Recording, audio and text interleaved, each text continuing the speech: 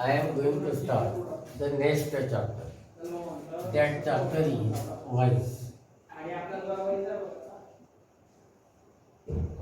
तुम्ही जर नीट पाहिलं, व्हॉइसला डबल मिनिंग आहे, दोन अर्थ आहे. पहिलं व्हॉइस म्हणजे आवाज आणि दुसरं व्हॉइस म्हणजे प्रेम. व्यवहारामध्ये व्हॉइसचा अर्थ आपण आवाज घेतो, पण ग्रामरमध्ये व्हॉइसला प्रयोग असं म्हणत असतो. मग आता प्रयोग जो असतो त्यालाही दोन अर्थ असतात. प्रयोग म्हणजे आपलं सायन्स हॉलमधला प्रयोग, ज्याला एक्सपेरिमेंट म्हणतो. आणि ग्रामरमध्ये प्रयोग म्हणजे काय?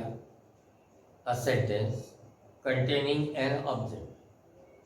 ज्या वाक्यामध्ये कर्म असतं, ऑब्जेक्ट असतं, त्याला व्हॉइस असं म्हणतात. बरोबर?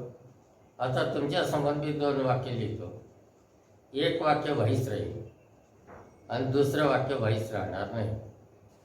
म्हणून विनोदाने असं म्हणतात, व्हॉइस हे वाक्य असतं म्हणजे असतं, परंतु प्रत्येक वाक्य व्हॉइस असेल ही गॅरंटी नाही. पुन्हा पहा, व्हॉइसचं वाक्य हे वाक्य असतंच, परंतु प्रत्येक वाक्य व्हॉइस असेल ही गॅरंटी नसते. मी तुमच्या समोर एक वाक्य लिहिलं, आय ईट ॲपल्स. बरोबर? मी ईट खातो, ॲपल सफरचंद. खाण्याची क्रिया मी कशावर करतो? ॲपल्सवर. म्हणून ते ऑब्जेक्ट म्हणजे कर्म. मग तुम्हाला लक्षात येईल, ह्या वाक्यामध्ये कर्म आहे. मी खाण्याची क्रिया ॲपलवर करतो म्हणून ते कर्म आहे. म्हणून हे जे वाक्य हे व्हॉइस आहे. आणि मी जर असं लिहिलं, आय ॲम सॅड, याच्यामध्ये ऑब्जेक्ट म्हणजे कर्म नाही आहे.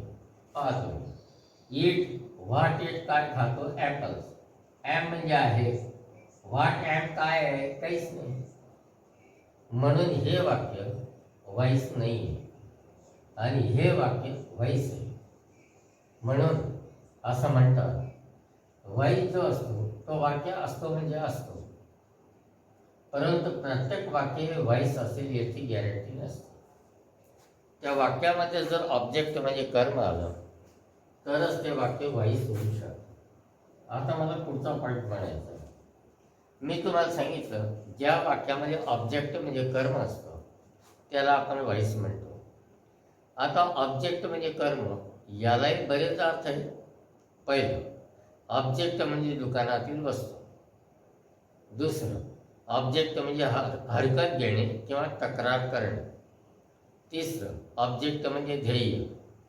आणि व्याकरणामध्ये ऑब्जेक्ट म्हणजे कर्म. म्हणून ऑब्जेक्ट या शब्दाला किती अर्थ आले? 4.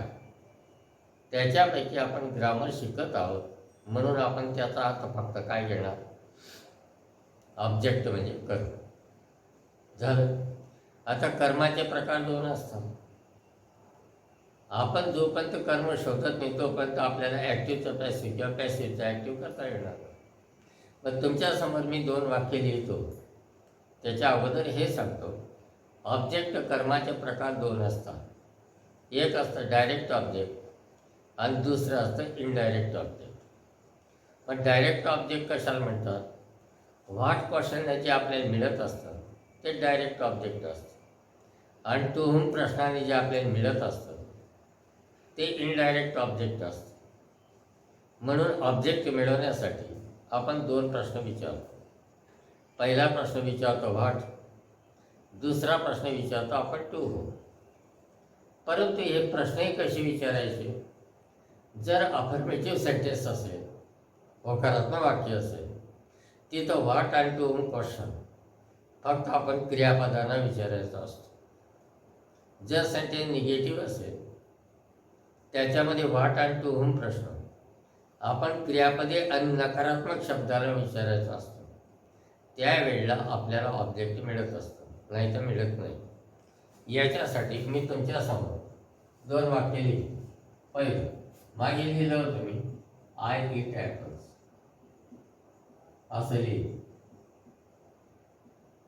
मग इथं हे वाक्य अफर्मेटिव्ह होकारात्मक आहे. इथं क्रियापद कोणतं आलं तुमचं? Verb it. मग इकडे मी पाहिलं ॲपल हे व्यक्ती नाही आहे, म्हणून वाटणे प्रश्न विचारतो. आय इट मी खातो, व्हॉट इट काय खातो, ॲपल्स. वाटणे मिळालं म्हणून हे डायरेक्ट ऑब्जेक्ट आहे. आता दुसरं वाक्य लिहिलं, Sita did not invite Arun. Sita नावाची एक मुलगी असते, तिने अरुणला निमंत्रित केलेलं नसतं. हे जे वाक्य आहे याचा अर्थ काय आला, सीताने अरुणला निमंत्रित केले नव्हते. मग हे निगेटिव्ह आहे तुमचं. याच्या डीड हे क्रियापदी, इन्व्हाइट हे क्रियापदी, हा नकारात्मक शब्द आहे. या सगळ्याचा अर्थ घ्या, डिड नॉट इन्व्हाइट निमंत्रित केलं नव्हतं. कोणाने निमंत्रित केलं नव्हतं, अरुणला. मग ही क्रिया अरुणवरती झाली, बरोबर. मग मी प्रश्न असा विचारतो, तू होऊन कोणाला डिड नॉट नव्हतं इन्व्हाइट निमंत्रित केलं. उत्तर मिळालं तुम्हाला अरुण. मग ज्यावेळेला टूने आपण प्रश्न विचारत असतो आणि आपल्याला ऑब्जेक्ट मिळतो ते इनडायरेक्ट ऑब्जेक्ट असतं, आणि ज्यावेळेला प्रश्न आपण व्हॉटने विचारतो ते डायरेक्ट ऑब्जेक्ट असतं. हो, खरं तर वाक्यामध्ये हे व्हॉट आणि टू होम प्रश्न आपण फक्त क्रियापदाला विचारायचं असतं, आणि निगेटिव्ह सेंटेन्समध्ये क्वेश्चन व्हॉट आणि टू होम आपण क्रियापदी आणि नकारात्मक शब्दाला विचारायचं असतं. त्यावेळेला आपल्याला ऑब्जेक्ट मिळत असतो. मग मी काय सांगितलं तुम्हाला, आपल्याला ॲक्टिव्हचं पॅसिव्ह करताना किंवा पॅसिव्हचं ॲक्टिव्ह करताना ऑब्जेक्ट शोधावं लागतं. मग ऑब्जेक्ट शोधण्यासाठी आपण व्हॉट आणि टू होम प्रश्न विचारतो. व्हॉट प्रश्नात जे आपल्याला मिळतं ते डायरेक्ट ऑब्जेक्ट असतं, आणि टू होम प्रश्नाने आपल्याला जे मिळतं ते इनडायरेक्ट ऑब्जेक्ट असतं. लक्ष ठेवा, व्हॉट आपला डायरेक्ट ऑब्जेक्ट आहे. नेहमी एक तर प्राणी असतो, एक तर पक्षी असतं, एक तर निर्जीव वस्तू असते. ते व्यक्ती कधीही नसतं. पुन्हा पहा, डायरेक्ट ऑब्जेक्ट हे एक तर प्राणी, एक तर पक्षी, एक तर निर्जीव वस्तू असते. व्यक्ती कधीही नसतं. आणि जे इनडायरेक्ट ऑब्जेक्ट असतं ते नेहमी व्यक्ती असतं. एक तर मुलगा किंवा मुलगी किंवा स्त्री किंवा पुरुष, याच्या पलीकडे ते असू शकत नाही. हा मुद्दा तुमचा लक्षात आला असेल. आता आपण व्हॉइस शिकत आहोत, एक ॲक्टिव्ह व्हॉइस आणि दुसरा पॅसिव्ह व्हॉइस. मग ॲक्टिव्ह व्हॉइसची डेफिनेशन कोणती, म्हणजे व्याख्या कोणती, ज्या व्हॉइसची सुरुवात ॲक्टिव्ह कर्त्याने होते आणि त्याच्यानुसार त्याच्यानंतर क्रियापदे वापरली जातात. पुन्हा पहा, जर वाक्यामध्ये ॲक्टिव्ह म्हणजे क्रियाशील कर्त्यानंतर क्रियापदे वापरली असतील तर तो ॲक्टिव्ह व्हॉइस. आणि पॅसिव्हचं ज्याच्यामध्ये कर्मानंतर कर्मानुसार क्रियापदे वापरलेली असतील तो पॅसिव्ह व्हॉइस. मग ॲक्टिव्ह व्हॉइसचा उपयोग आपण केव्हा करतो, ज्यावेळेला कर्त्याला महत्त्व असतं त्याच वेळेला आपण ॲक्टिव्ह व्हॉइसचं वाक्य लिहायचं असतं. ज्या वेळेला कर्त्याला महत्त्व असतं त्यावेळेला ॲक्टिव्ह व्हॉइसमध्ये वाक्य लिहायचं असतं किंवा बोलायचं असतं. आणि ज्यावेळेला कर्माला महत्त्व असतं त्यावेळेला वाक्य आपण पॅसिव्ह व्हॉइसमध्ये लिहायचं असतं. हे माझं तुमचं सांगून झालं. मग तुम्ही म्हणणार जिथं क्रियाशील कर्त्यानंतर कर्त्यानुसार क्रियापदे येतील तो ॲक्टिव्ह व्हॉइस, आणि जिथं कर्मानंतर कर्मानुसार क्रियापदे येतील तो पॅसिव्ह व्हॉइस.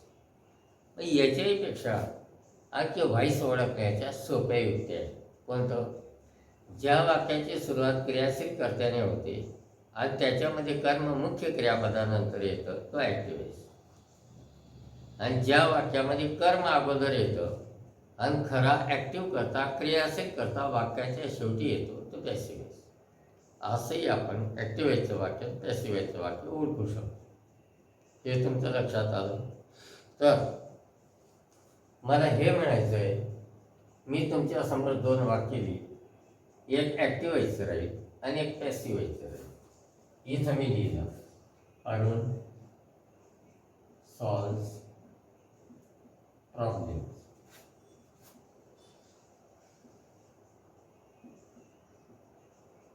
हेच वाक्य मी असं लिहिलं, प्रॉब्लेम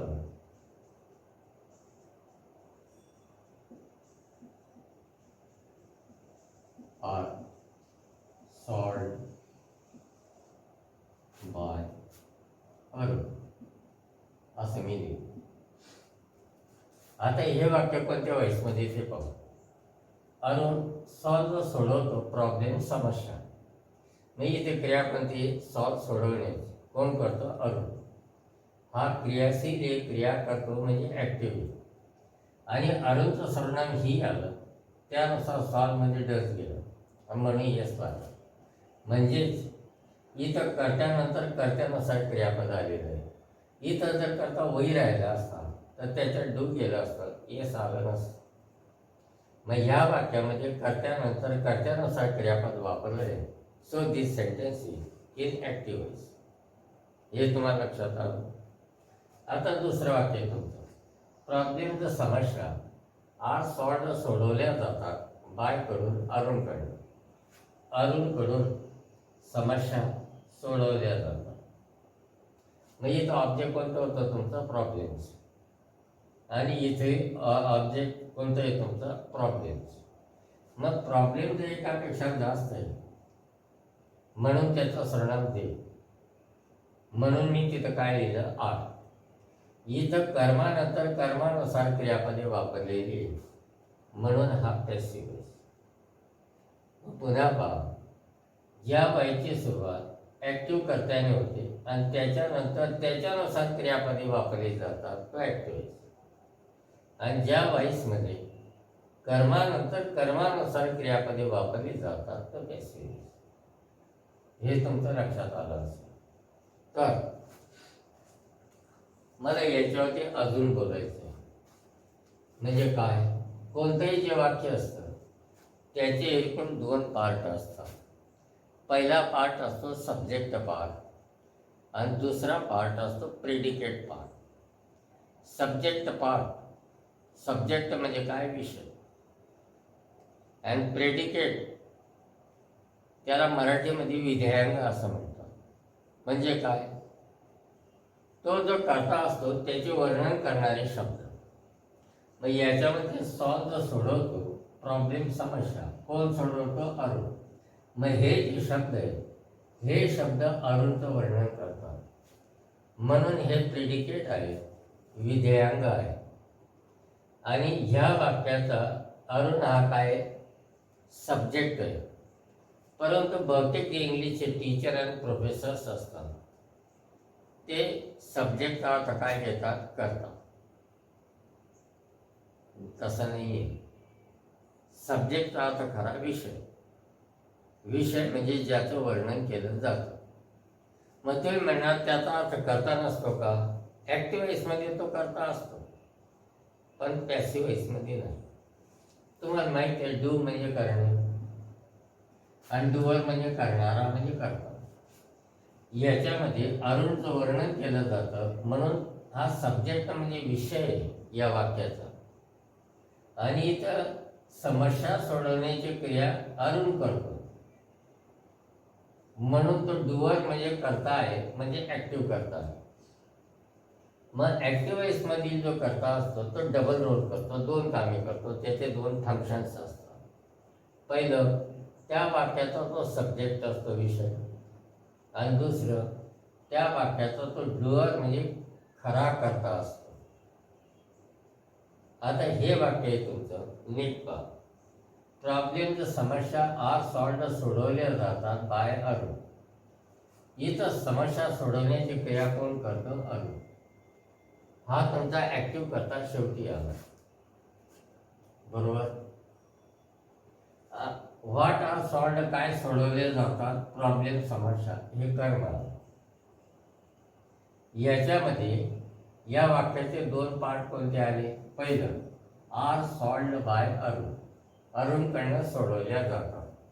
मग काय सोडवले जातात? प्रॉब्लेम्स. मग ह्या वाक्याचा सब्जेक्ट म्हणजे विषय कोणता आला? प्रॉब्लेम्स. बरोबर. परंतु हा जो सब्जेक्ट म्हणजे विषय तो इथं डुअर म्हणजे ऍक्टिव्ह करता नाही, तो ऍक्टिव्ह करता नाही. कारण ही क्रिया अरुण करतो, ही क्रिया प्रॉब्लेम करत नाही. मग तुम्हाला लक्षात येईल ऍक्टिव्ह वॉइस मध्ये जो करता असतो तो दोन्ही कामे करतो. तो सब्जेक्ट विषय पण असतो आणि डुअर म्हणजे ऍक्टिव्ह करता असतो. पण पॅसिव्ह वॉइस मध्ये जो सब्जेक्ट असतो तो ऑब्जेक्ट असतो, तो क्रिया करत नाही, फक्त वाक्याचा विषय असतो. म्हणून इथं प्रॉब्लेम हे डुअर नाहीये, करता नाही. म्हणून मी म्हटलो, काय म्हटलं की ऍक्टिव्ह वॉइस मधील करता हा डुअर पण असतो आणि विषय पण असतो. म्हणून इथं अरुणला मी करता म्हटलं चालेल. परंतु हे ऑब्जेक्ट म्हणजे कर्म आहे, हे वाक्याचा फक्त विषय आहे. मी याला करता म्हणू शकत नाही. ही खोट लक्षात यायला पाहिजे. आता पुढचा पॉईंट मला बोलायचा आहे. ऍक्टिव्ह वॉइसला आपण ऍक्टिव्ह वॉइसच का म्हणतो? आता ऍक्टिव्ह म्हणजे काय? क्रियाशील म्हणजे क्रिया करणारा. मग ज्या वाक्याचा करता क्रिया करणारा असतो तो ऍक्टिव्ह वॉइस. म्हणजे ज्या वाक्याचा सब्जेक्ट हा क्रिया करणारा असतो तो ऍक्टिव्ह वॉइस. कारण त्याच्यातील करता ऍक्टिव्ह असतो, डुअर असतो. म्हणून त्याला ऍक्टिव्ह वॉइस असं म्हणतात. मी पुन्हा बोलतो, व्हॉइस मध्ये जर वाक्याचा विषय हा ऍक्टिव्ह करता असेल, क्रियाशील करता असेल तर त्याला मी ऍक्टिव्ह वॉइस म्हणेन. पण ज्या वाक्यातील सब्जेक्ट हा क्रियाशील नसेल, निष्क्रिय असेल त्याला मी पॅसिव्ह वॉइस म्हणेन. मग का? कारण पॅसिव्ह वॉइस मध्ये जो सब्जेक्ट म्हणजे विषय असतो तो ऑब्जेक्ट म्हणजे कर्म असतो, तो क्रिया करत नाही, तो निष्क्रिय असतो. मग निष्क्रियला इंग्लिशमध्ये पॅसिव्ह म्हणतात. म्हणून पॅसिव्ह व्हायच्या वाक्यात आपण पॅसिव्ह म्हणतो. हे तुम्हाला लक्षात आलं असेल. आता माझा पुढचा पॉईंट आहे बघा बरं, हा महत्वाचा पॉईंट होता. ऍक्टिव्ह वॉइस मध्ये सब्जेक्ट हा सब्जेक्टही असतो आणि डुअर म्हणजे ऍक्टिव्ह करता असतो. आणि पॅसिव्ह वॉइस मध्ये सब्जेक्ट हा ऑब्जेक्ट म्हणजे कर्म असतो, तो डुअर म्हणजे करता नसतो. ही गोष्ट आपल्याला लक्षात यायला पाहिजे. म्हणून त्याला आपण करता म्हणजे डुअर म्हणायला हे चुकीचं आहे.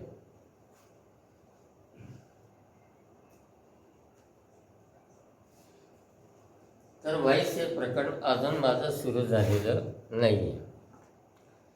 व्हॉइस प्रकरणचे एकूण 4 टप्पे असतात.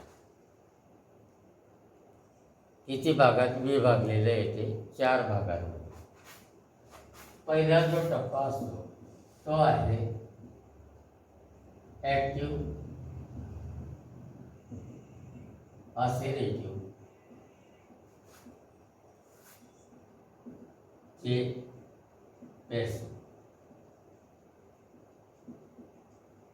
दुसरा जो त्याचा टप्पा हा थांबा, ऍक्टिव्ह, असरेटिव्ह चे पॅसिव्ह, पण काळानुसार. म्हणजेच प्रायमरी हेल्पिंग वर्ब्स नसतात, प्रायमरी हेल्पिंग वर्ब्स नुसार असतात. दुसरा जो टप्पा असतो तो ऍक्टिव्ह, असरेटिव्ह चे पॅसिव्ह.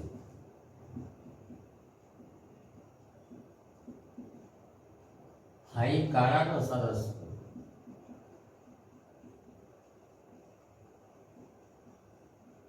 परंतु त्याच्यामध्ये काळानुसार पण मॉडल्सनुसार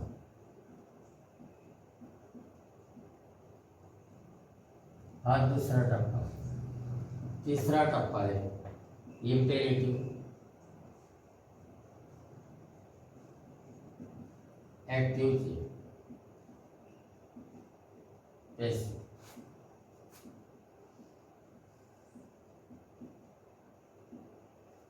चौथा जो टप्पा असतो तो इंटरॉगेटिव्ह,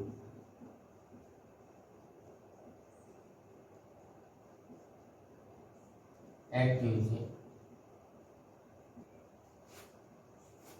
पॅसिव्ह.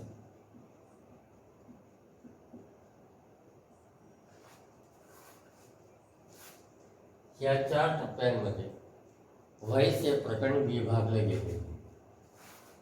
ऍक्टिव्ह वाक्य असेल आणि ते वाक्य असरेटिव्ह असेल आणि त्याचा पॅसिव्ह करायचं असेल, ते काळानुसार म्हणजे त्याच्यामध्ये फक्त प्रायमरी हेल्पिंग वाक्य येते, त्याचं पॅसिव्ह वेगळं असतं. दुसरे ऍक्टिव्ह असरेटिव्हचं पॅसिव्ह तेच आहे, पण हे काळानुसार आणि याच्यात मॉडेल्स असतात. तिसरं तुमचं इम्पेरेटिव्ह, ऍक्टिव्हचे पॅसिव्ह. हे जे इम्पेरेटिव्ह सेंटेन्स असतं त्याला आपण आज्ञार्थक वाक्य असं म्हणतो. ते जर ऍक्टिव्हाइजमध्ये असेल तर त्याचं पॅसिव्ह. पुढे इंटरॉगेटिव्ह म्हणजे प्रश्नार्थक, ऍक्टिव्ह वाक्याचे पॅसिव्ह. याचे पॅसिव्ह करण्याचे रूल्स वेगळे, याचे पॅसिव्ह करण्याचे रूल्स वेगळे, याचे पॅसिव्ह करण्याचे रूल्स वेगळे, याचे पॅसिव्ह करण्याचे रूल्स वेगळे. हे लक्षात. मग पहिल्याने तुम्हाला हे लक्षात येईल, इथं मी ऍक्टिव्ह म्हटलं, ऍक्टिव्ह तुम्हाला लक्षात आलं, पण इथं काय म्हटलंय असरेटिव्ह. मग असरेटिव्ह म्हणजे काय? विधानात्मक वाक्य. आता विधानात्मक वाक्य म्हणजे काय? स्टेटमेंट. स्टेटमेंट म्हणजे काय? विधानात्मक वाक्य. असरेटिव्ह म्हणजे स्टेटमेंट म्हणजे विधानात्मक वाक्य, म्हणजे ज्याच्यामध्ये विधान केलेलं असतं अशा वाक्याला आपण असरेटिव्ह सेंटेन्स म्हणतो. कारण जे व्हायचे वाक्य असतात ते असरेटिव्ह असतात आणि त्यांचं आपल्याला पॅसिव्ह किंवा ऍक्टिव्ह करायला सांगतात. म्हणून असरेटिव्हचं अर्थ तुम्हाला लक्षात आला असेल, त्याच्या सुरुवातीला कर्ता किंवा कर्म असतं आणि शेवटी पूर्णविराम असतो. बिना कर्त्याचं ते येत नाही. याच्यावर आपण ओळखायचं ते असरेटिव्ह सेंटेन्स. आता इंटरॉगेटिव्ह सेंटेन्स म्हणजे काय? प्रश्नार्थक वाक्य. मग हे जे प्रश्नार्थक वाक्य असतं याचे 4 प्रकार असतात. पहिलं WS क्वेश्चन, दुसरं इन्व्हर्टेड क्वेश्चन, तिसरं रिटोरिकल क्वेश्चन म्हणजे उत्तरासहित प्रश्न, आणि शेवटचं क्वेश्चन टॅग. इम्पेरेटिव्ह सेंटेन्सचा आज्ञार्थक, त्याचे एकूण 11 प्रकार आहेत. मग याच्या संबंधी आपल्याला डिटेल माहिती पाहिजे, त्यावेळेला आपल्याला ऍक्टिव्हचं पॅसिव्ह करणं सोपं जातं. मला पुढचा पॉईंट याच्या बाबतीत हा म्हणायचा, ज्यावेळेला तुम्ही ऍक्टिव्हचं पॅसिव्ह करत असता किंवा पॅसिव्हचं ऍक्टिव्ह करता त्यावेळेला काही वेळेला सर्वनामाची गाठ पडते तुमची. मग लक्ष ठेवा, तुम्हाला द्वितीय विभक्ती आणि प्रथम विभक्ती हे माहीत पाहिजे. आता मी इथं जर लिहिलं आय, इथं लिहिलं मी वी, इथं लिहिलं मी यू, इथं लिहिलं मी यू, राईट. इथं लिहिलं मी ही, इथं लिहिलं सी, इथं लिहिलं इट आणि इथं लिहिलं ते. Look here carefully. ही पर्सनल प्रोनाउन्स आहे. दे आर 8 इन नंबर, संख्येने ते 8 आहे. तर ही जी विभक्ती तुमच्या समोर मी लिहिली ही प्रथम विभक्ती, ही ऍक्टिव्ह व्हॉइसमध्ये ऍक्टिव्ह कर्ता म्हणून येते आणि पॅसिव्हमध्ये ही कर्म म्हणून येत असते. पुन्हा पहा, ही प्रथम विभक्ती, विभक्तीला इंग्लिश म्हणजे आपण काय म्हणतो केस. केस म्हणजे विभक्ती. एकूण विभक्त्या 8 आहेत. त्याच्यातली पहिली म्हणजे प्रथमा विभक्ती. हे ॲक्टिव्ह वॉइसमध्ये कर्ता म्हणून वापरले जातात आणि पॅसिव्ह वॉइसमध्ये ऑब्जेक्ट म्हणजे कर्म म्हणून वापरले जातात. हे लक्षात आलं. आता आयची द्वितीय मी, वयची द्वितीय अस यांची आपल्याला आवश्यकता राहील. यूची द्वितीय यूच आहे, या यूची द्वितीय यूच आहे, परंतु हीची द्वितीय हिम आहे, सीची द्वितीय हर आहे, ईटची द्वितीय ईटच आहे आणि देची द्वितीय देव आहे.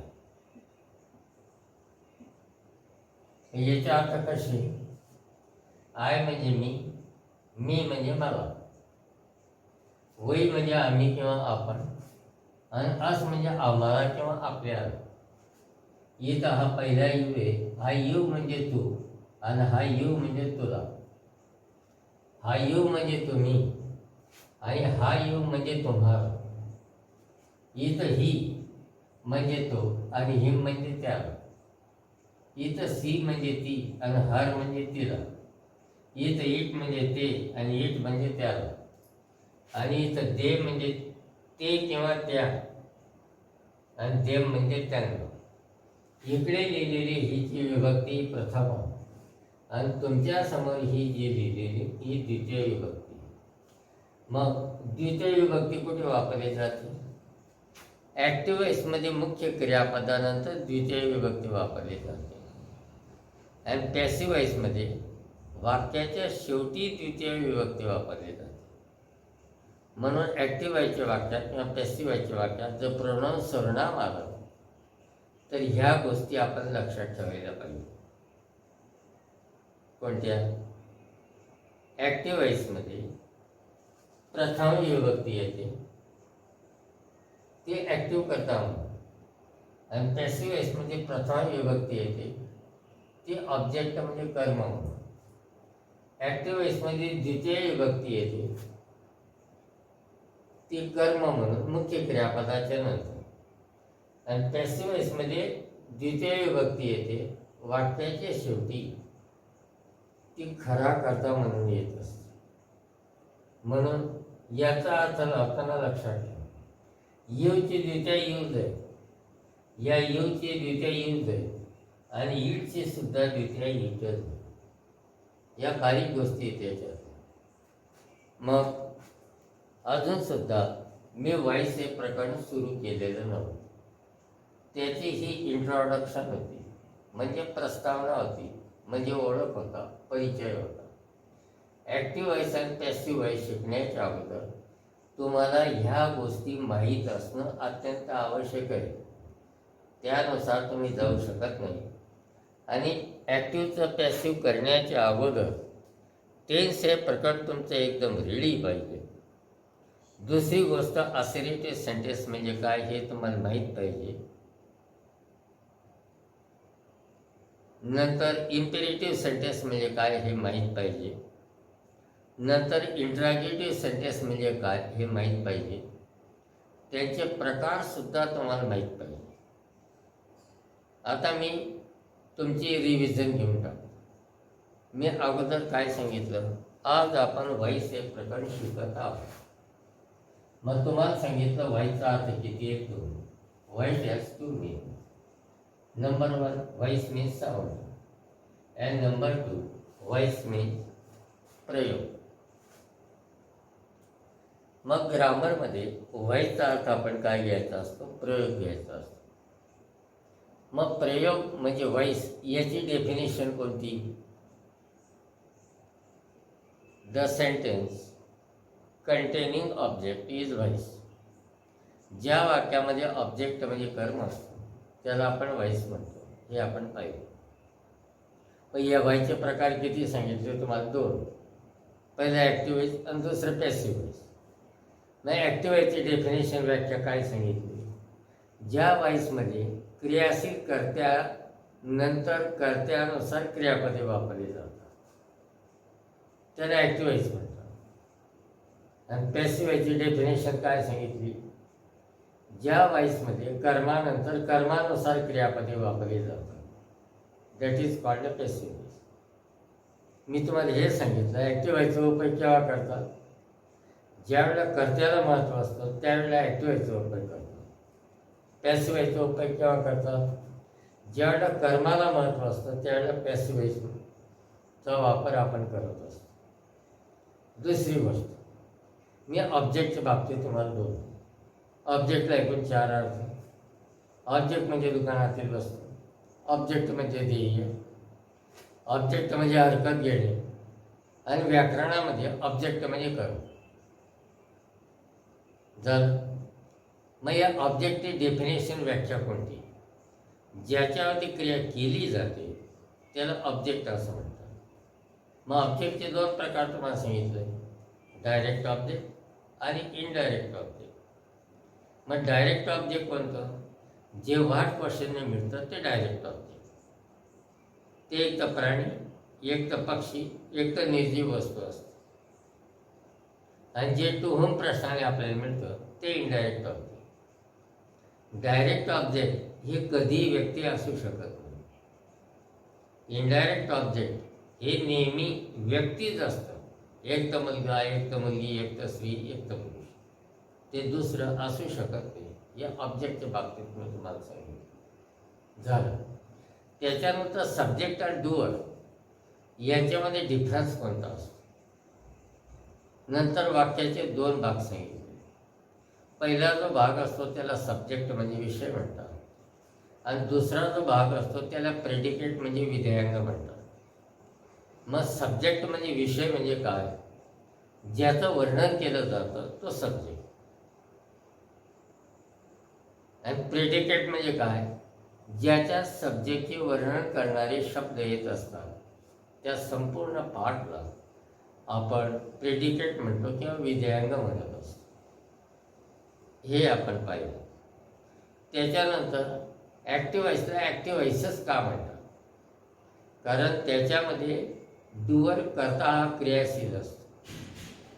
पॅसिव्ह व्हॉइसला पॅसिव्ह व्हॉइसच आपण का म्हणतो? कारण पॅसिव्ह व्हॉइसमध्ये जो सब्जेक्ट असतो तो डुअर नसतो, क्रियाशील करता नसतो, तो पॅसिव्ह निष्क्रिय असतो. निष्क्रियला आपण इंग्लिशमध्ये पॅसिव्ह हा शब्द वापरतो, म्हणून त्याला आपण पॅसिव्ह व्हॉइस म्हणतो.